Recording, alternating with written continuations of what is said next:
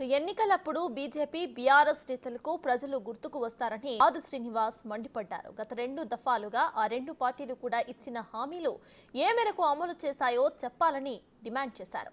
ఇప్పుడు ఎన్నికలు దగ్గర పడుతున్న కొద్దీ నాన్ లోకల్ లీడర్స్ అంతా కూడా కరీంనగర్లో వాలిపోతున్నారని ఆది శ్రీనివాస్ విమర్శించారు.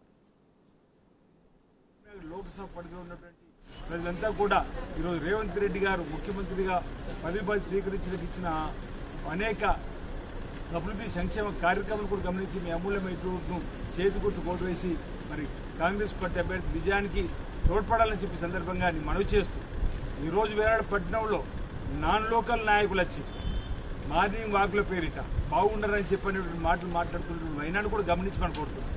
10 సంవత్సరాలు అధికారం ఉన్నప్పుడు పేదవాడి గురించి పట్టించుకొని వీళ్ళు ఈ ప్రాంతంలో ఏటా 100 కోట్లు దేవులకు ఇస్తామని ఇవ్వని వీళ్ళు ముంపు గ్రామాల సమస్య పరిష్కారం చేస్తామని చేయని వీళ్ళు శ్రీపాద ప్రాజెక్టు నెల్లపల్లి నుంచి సాగునీటి ప్రాజెక్టు మరిపల్లి ప్రాజెక్టు వేయలేరు, ఆశీర్వాద ప్రాజెక్టు వేయలేరు, ఎర్రచెరువు పట్టచెరువు సరళ ప్రాజెక్టు వేయలేరు, కలివిడ సోలర్ ప్రాజెక్టు వేయలేరు.